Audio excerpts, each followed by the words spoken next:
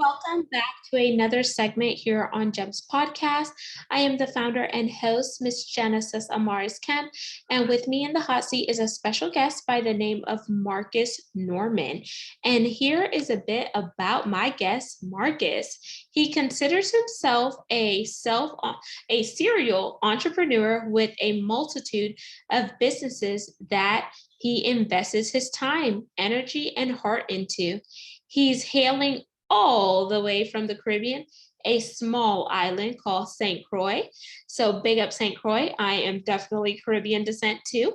So additionally, he served 8 years in the US Navy, where he owned and sharpened his skills at a young age while growing into manhood.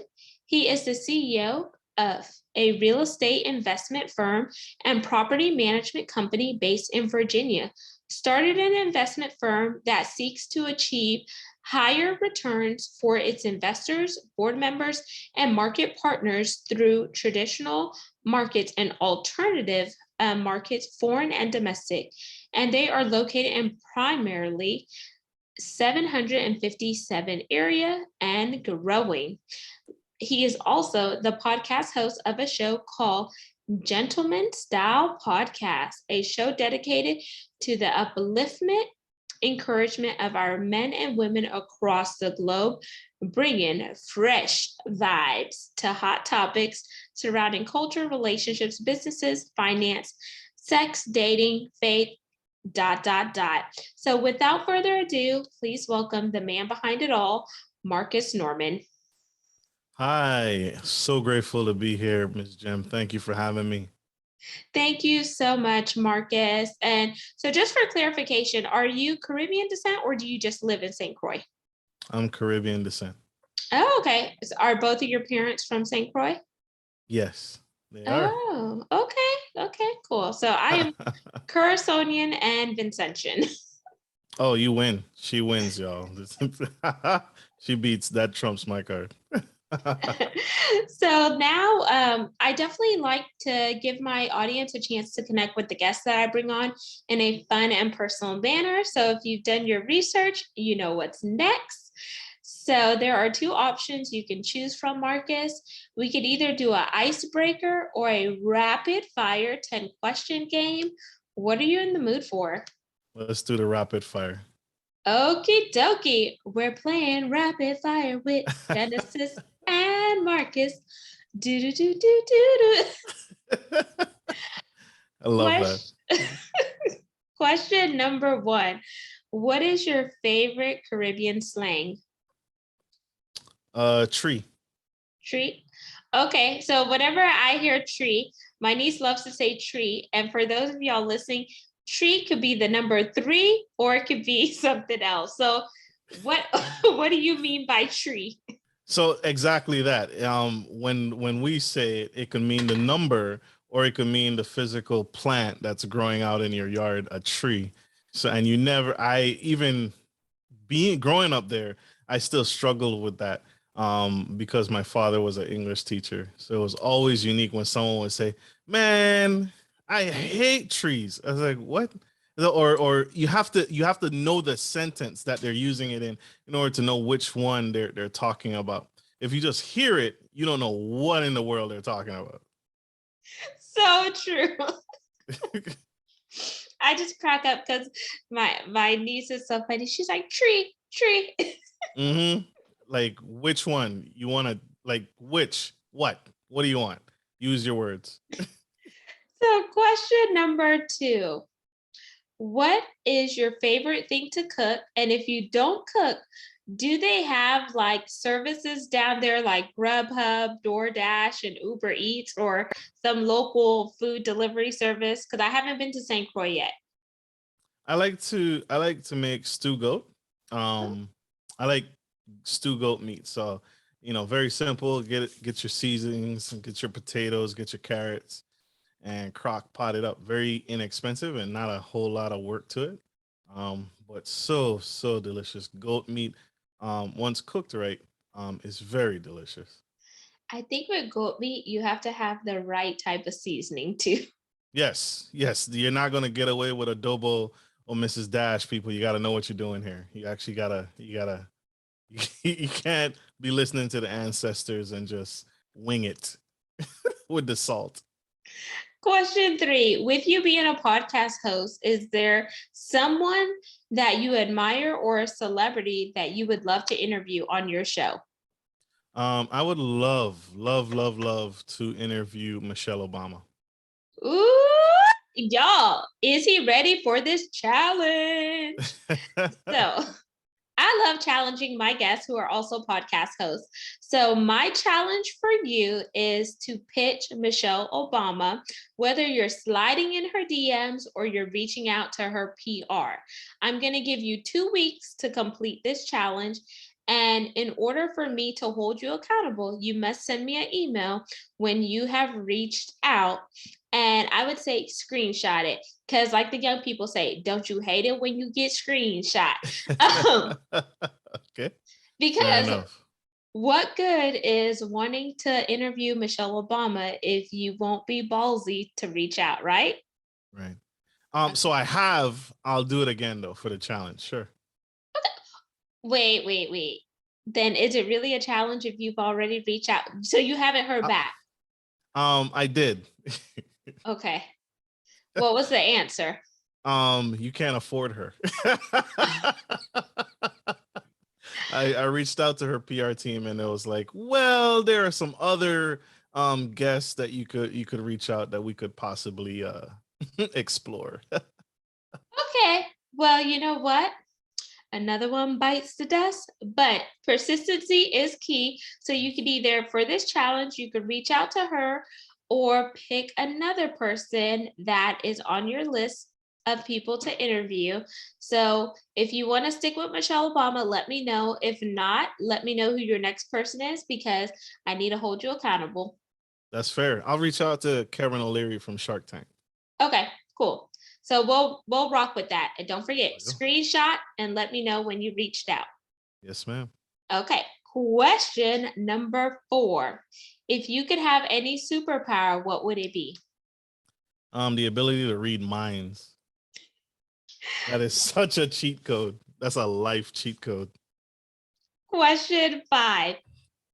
Be it growing up in a Caribbean family, what's the one thing that your parents always said that got underneath your skin?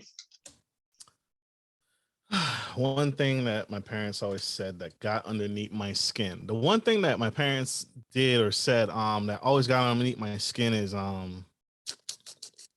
money doesn't grow on trees, right? You as a child, you want stuff. And it's like, what do you think this is? Do you think money just grows on trees? No, you can't have that. And that was the most annoying thing ever. And so growing up, I developed a mindset of, you know what? I'm tired of getting told no. So I went out and earned it. And that motivated me to get a job and make my own money, because I was just tired all the time of just, what do you think this is? What do you think? I look like the bank? I'm like, oh my God. So I hated that. I highly disliked that. I love that, because whether you grew up in a Caribbean household or an American household, people always say money doesn't grow on trees. And you're like, well, technically it does, because money does come from paper. And if you give that smart ass remark to a Caribbean parent, your face may be looking back at you. You might be face planted in that tree. Oh, don't forget tree.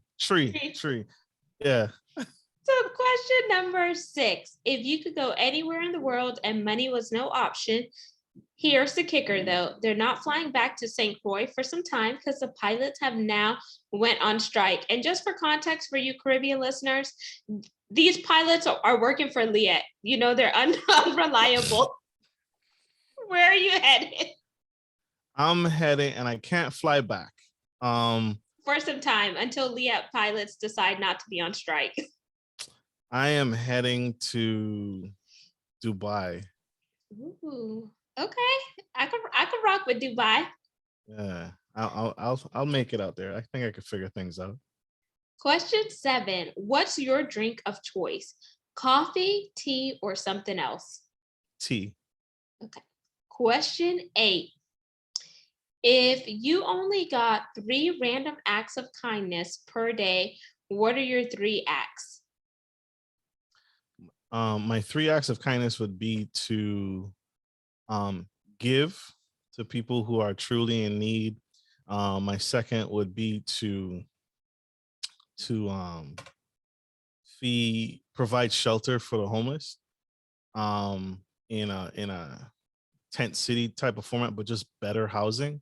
And then my third act of kindness would be to give my knowledge or spend some time with a young man and give him some insight and give him the nuggets and tips that we sometimes miss growing up.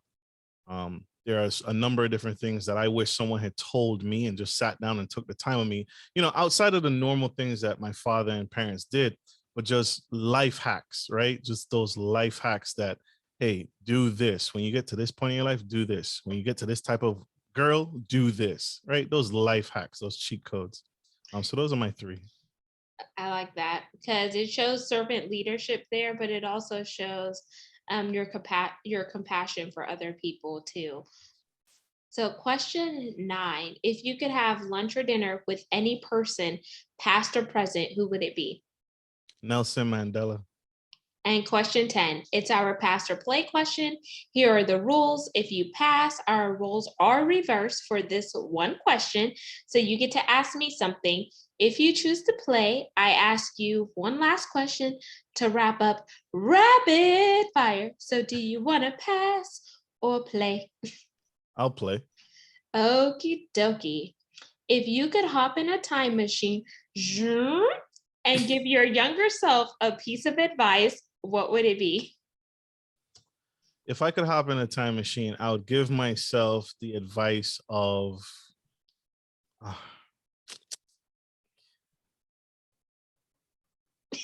don't one of I mm, don't give up. I Okay. gave up on a lot of things early on and prematurely before ever seeing the fruits of my labor. And don't forget who's in control, which is God. I love it. So thank you for playing Rapid Fire, Marcus, with Genesis. Now we're going to get into understanding more about earning passive income and just really what does that look like, but then also how you stay grounded and rooted with God being the Lord and Savior of your life. Absolutely. So passive income, one of the things that I speak to in my mentorship when I talk to young men and women is do what you love. Find the thing that you enjoy, that you love to do. But don't forget to be a servant, right? If you focus on money, oftentimes the things that we focus on in our lives, that becomes the focal point, and that's what you end up keeping. Um, so instead of focusing on money and acquiring more money, because money is come and go all the time, focus on being of service. And the Bible talks about those who serve the most people. Um, those are the people that truly do well in life because you're providing a need, you're filling a void that people are missing. And so I work hard in figuring out who I am as an investor and as a business owner, as an entrepreneur. And I want to help people. That's why I created my show, Gentleman Style Podcast, because I want to provide information and insight on passive income. I've interviewed guests like ATM business owners, real estate investors, but also art investing or comic book investing, the things that are seemingly taboo, how to make money in gaming, right? These are not traditional passive income sources for that our grandparents or our parents knew about. And so I want to bring one place where you can go and really dive into some other income streams that necessarily don't require you to actively be somewhere or physically be present in order to make money. The pandemic really showed us a lot that the 9 to 5 is not it anymore.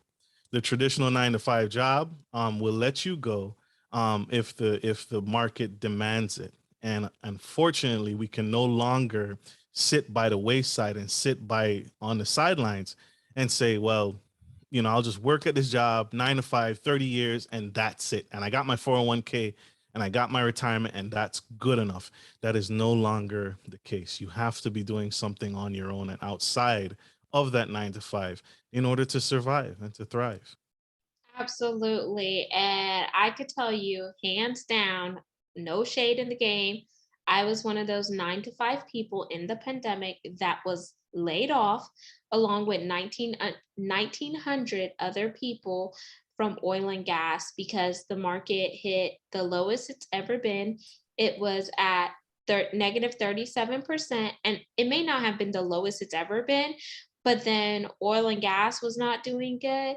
And so if I didn't have, like, my eggs in other baskets, I would be SOL, crap out of luck. That's the nice way of putting out of luck. But I definitely like how you talked about the importance of having versatility and really understanding that you can't necessarily bank on these corporations, because we've all seen that these corporations are not as loyal as they say they are.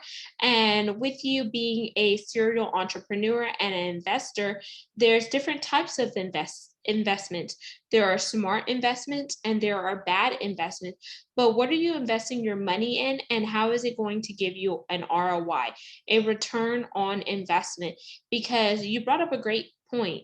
Gaming, esports, I think that's a $500 billion industry.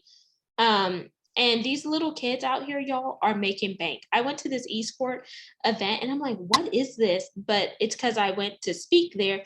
And when one little kid told me he made 500 grand a year playing video games, I'm like, hold up, school. I'm like, what type of video games are you playing? Right, right. And then now, like, we have digital currency, right, Marcus? So we have the Bitcoin, the cryptocurrencies, NFTs, all these other stuff, which I haven't tapped into. And there's other ways like real estate. And if you don't have all the money to get into real estate, there's crowdfunding that you could do to get into real estate. There's not just residential real estate, but there's commercial real estate. There's different vehicles and avenues. So with you being a serial entrepreneur, especially coming from small island of Saint Croix, as you put it, and sometimes we don't always see people that are within our family that are entrepreneurs, because they tell you, oh, go to school, get a good job. No, go to school, get a degree, get a good job. No one teaches you how to be an entrepreneur, because they're like, that's shaky. It's a little rocky. But when you think about all the successful people, some of them didn't even have college degrees and they're out here making bukus. True. So true. So true. So many people, you see the successful people, they usually get the college degree afterwards because they entered the workforce early and they learned about what it's like to balance a checkbook, what it's like to manage money. And they made a lot of mistakes earlier than the average college student who just may have borrowed just a whole bunch of money and said, oh, I got money, I got time, I can pay this back. And then at the tail end of that education, now you've gone into an industry that may not pay you enough. And so you brought up a great big point, a huge point. I am very diversified. So I still have some small holdings in traditional investments, but now I've expanded my horizons to other investments, alternative investments. But at the core, you need to know one of two things, preferably both. What type of investor are you? Are you a boots on the ground? Do you want to be very involved in this investment? Or you want to do some day trading? Or are you a passive investor? All right. So if you're this passive investor, you want to invest in things, you need to know at its core, and I just had this conversation with a young man, you need to know how you make money. If anything else, charts, analysis, all of that can come later, but you need to have a firm understanding of how I make a dollar. I had a friend, she bought 2 semi trucks. She had no clue where the money came from or how she made money in the industry. And so when the money stopped coming, she couldn't trace it anywhere because she had no idea where it came from. And so I work very hard in investing. I've now, I do real estate, but I have hard, physical, tangible real estate assets, but I also have electronic assets. And there are companies, there are websites, Fundrise, Yield Street, Peer Street. These are all platforms that allow you to invest in real estate without getting your hands dirty. So you need to know what it is, what type of investor you are. If you're, and again, we're talking about passive income. So hands off, that is very appealing to me because I have other things to do. I have podcasts to do. And so passive income allows me to invest in a multitude of things and do other things and kind of duplicate myself. I invest in ATMs. I own a portfolio of 13 ATMs. Those ATMs make me money, irregardless of whether I show up or not. As long as the ATMs are running, they have power and there's money in them, I make money, irregardless of what the economy is doing and more importantly, what I'm doing. So let's pause there because you mentioned you have 13 ATMs. So this is Yes. one of your conduits for passive income. So how did you get involved in owning these ATMs?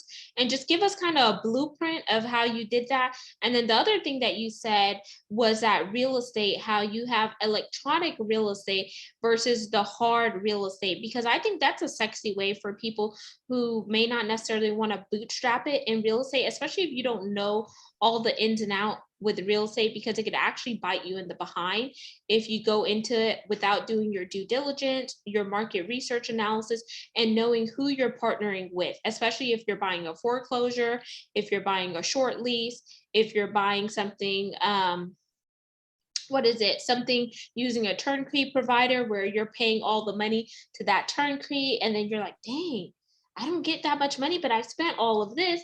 Well, don't forget, you have to pay that provider over there. They went through and sourced everything for you.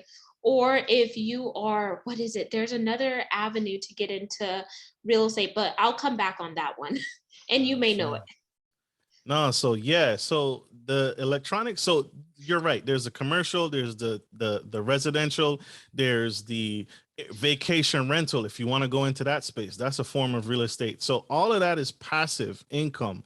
But it requires some form, it requires you to do something, it requires you to be somewhere, even on a turnkey basis, right? Where you give someone a lump sum of money and they really set up the process for you. They already have the real estate, they already have tenants inside the property, they already have the property management in place for you that's collecting rents and dealing with the issues of the tenants. They're answering phone calls and broken toilets. So turnkey is, that's what they're doing. It's already established for you.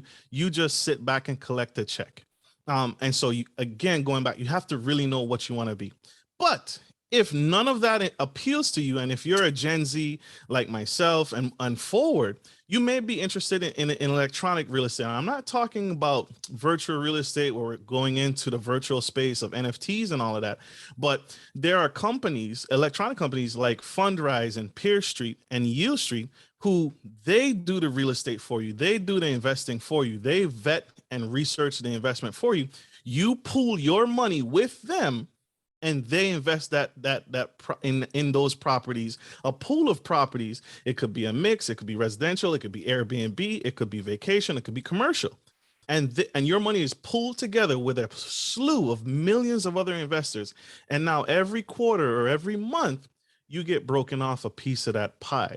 And you didn't answer any phone calls about toilets. You didn't clean any toilets. You didn't have to deal with any property management issues. And you don't, and for the most part, right, with any investment, there is some inherent risk. But are you willing to forego that risk for peace of mind? And that's why you really need to know thyself and know what type of investor you are for that semi passive or fully passive form of investing. I like that. Know thyself, because then you can know what your personal SWOT analysis is. What are your strengths? What are your weaknesses? What are your opportunities? What are your threats? Do you need to find a business mentor? Do you need to find a coach? Do you need to link up and collaborate with someone that has been where you're trying to go and they could give you the blueprint? Because I always tell people, don't go into something blindly, because when you go into something blindly, it's like whenever you touch that stove and when you were growing up, they told you don't touch that because it's hot, but you touched it anyways because they told you not to, and you were inquisitive, and you're like, damn, it's hot. Well, we told you not to touch it. So you definitely have to know thyself. So I love that, Marcus. And then let's talk about the ATMs. How did you first start off investing in ATMs? And if someone is interested in, investing in ATMs, how can they get involved in that? Right. So I got involved with ATMs after I had bought several rental properties. I still had a slew of money. It wasn't enough to buy another property because that's the biggest I guess issue with real estate is you need cash, right? There's a barrier to entry into real estate. So I literally got on a computer and I researched what can I do with this sum of money? What can I invest in? An ATM business popped up. It was the first thing on Google. And so I researched, bought books, and I was courting a young lady at the time, and I shared with her, said, "Hey, I think I want to do this." And within a month, I had found a location, I had purchased the ATM, and it was delivered to my garage that first month of from when I talked to her to the following preceding 30 days. And I had my first ATM install, and I've grown that over the course of several years to now 13 that I own. But I literally did soup to nuts from beginning to end because I wanted to learn the process. And to your point, I didn't have a mentor. I had a lot of research and I had a lot of books, and kind of like what I said on my podcast, I didn't have one single source to go to. So I had to get the information and pull it all together and make it make sense for me. And then I found a provider who sold ATMs. I bought an ATM from that provider. I linked up, signed contracts with that provider, and they supply me with the ATMs. And then I go out and search within my local market who is a good placement for an ATM business. And again, over the course of 4 to 5 years, I have grown from one single ATM to 13. And the power in that, this is not get rich quick. None of this is get rich quick. This is a slow build over time. And so $2.50 today does not sound appealing to you. But if you multiply $2.50 times 10 transactions times 30 days, that's over $500. So it's a slow growth. It's not a get rich quick. It's a build wealth over time. And so you can imagine 13 of those doing the exact same thing every single day. I have essentially 13 pieces of real estate, or I have 13 employees that work 365, don't call out sick, don't have the flu, they can't say they got COVID, right? I have 13 worker bees out there making me money literally while I sleep. And that was when I got my first ATM, I remember sleeping in my bed and my phone was just going crazy because there's software that comes with these ATMs so you can see what's going on with them. And my phone was going nuts. And I woke up and I looked over, the ATM had ran empty and it's calling home saying it needs to be refilled. But during the time of me sleeping, I was making money. And this is what Warren Buffett talks about. If you don't learn how to make money while you sleep, you'll literally work until the day you die. Wow. And none of us want to work until the day we die. We definitely want to have our money work for us and make money while we're sleeping. And I'm just going to plug these other things so the audience knows what are some of the other ways you're creating passive income. You mentioned real estate, ATMs, you have vending machines, small business lending where you're loaning money to small businesses, and now CBD and hemp, which is the new industry.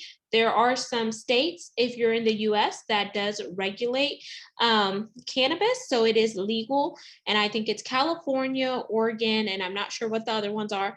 Definitely not where I am. It's not in Texas. We're a very red state and they don't play that. And I think that's a new market that's booming because now people aren't just using CBDs for, medicinal reasons, but they're also using it for other ways. And we do see there's different types of CBDs that you can use. Like whenever I did acupuncture, the doctor was using a CBD slab, but she was not selling it to the consumers because I definitely wanted it. I was like, oh my gosh, this is mesmerizing on my back. How much do you want for this? And she's like, I'm not selling this. So it's definitely very good. And then esports, you mentioned, we talked about esports. So gaming is part of esports, and there's so many other ways, y'all, that you could have passive income. But for anyone out there that's listening, Marcus, and maybe they have a small amount of capital and they want to invest that capital in a smart way, what is the easiest and cheapest way to get involved into an industry that could start generating some passive income? Um, so great question. That's a very loaded question. Depending on the amount, I will push you to a recommendation. But also what we talked about in the very beginning, what is your tolerance? Investing in any of these platforms requires patience. And so if you are not patient, I may just tell you to invest in your own personal development and knowledge, because investing in yourself is also a form of investing. But if you have a certain threshold of pain that you're willing to tolerate, then I can point you to a few ideas and concepts. Or you can check out my show for all the different passive income streams that I interview and we talk on live. But if, for example, if you had $500 and you didn't need that for a while, then I would push you and you were a very, very passive income investor or a newbie, I would introduce you to things like Stash and Acorns and Robinhood. These are platforms that allow you to invest in e-REITs, real estate investment trusts. And so those are some platforms that you can play with. Stash in particular, I love the fact that they educate you while you invest. So you're not just going in blind. Same thing with Acorns. They invest you along the investment route and they give you tools and nuggets and budgets to bring up discussions and thoughts in your head. If you have a little bit more, then you can go on to advanced things like Peer Street, Fundrise, $5,000, $10,000. The bigger players, $25,000. Then I would push you to things like Yield Street, Peer Street, and peer-to-peer lending. Amazing. And thank you for sharing that, Marcus. And now I'm going to throw you an audible and then we're going to jump into the call to action. So I'm respectful of your time commitment. So is there anything else that we didn't cover pertaining to the topic that you want to add value on so the audience could get, that cherry on top? Um, do something. The biggest thing about entrepreneurship is we are considered pioneers, and we oftentimes are the ones that are jumping off a cliff and building a plane on the way down. Um, take the chance. The biggest chance you could take on anything, the biggest risk is not doing anything. You want to leave this world fully engulfed and give it your best. Even if you fail, you still learn something. And so take the chance, take the plunge, take the risk. If you're scared, do it scared, because you don't want to leaving this world filled with potential that you could have explored, potential that you could have taken out and done something with and really made a difference. So whatever it is, whatever your passion is, do it. Give it a try. You're totally worth it. And who better to invest in you than you in order for you to have generational wealth as well as acquired wealth that you can enjoy it while you're still living? So, Marcus, how can our audience connect with you via your website, and where do you primarily hang out on social media? So I primarily hang out by my name, Marcus Norman, on Facebook. But you can connect with me via email at marcus@gentlemanstylepodcast.com. You can connect with me on all social media platforms by my podcast name, and I'll be happy to provide assistance if I can or help where I can. Amazing, y'all. So I will definitely have Marcus's contact information in the show notes. And since he did mention his email, I will remember to drop that in too. So don't forget to like, comment, and subscribe. We are on 40 plus platforms. We're also ranked in the top 2% globally out of 2.8 million podcasts per www.listennotes.com. If you're like me and you like to see video and really get to see people's face, then head on over to our YouTube channel and type in GEMS, GEMS, with Genesis Amaris Kemp for all things of video, and you can see this video right there. And my big ask from you is sponsorships. We are looking for brand sponsors. If that is you and you want to have your products, your services heard right here with a global outreach, send me an email at genesisamarisKemp@gmail.com or head on over to my website, genesisamariscamp.net. And feedback is a gift. So if there's a topic that we haven't covered yet, let me know what you want to hear. I got to support my community just like you support the guests that I bring on, aka Marcus Norman and some of the other amazing people, and the mission, which is to bring content that is educational, inspirational, and motivational, while we also bring in diversity, equity, inclusion, and belonging. Because believe it or not, it does take all of us coming together to make this world a better place. So until next time, peace, love, and lots of blessings. And as Nike says, and as Marcus said, just do it.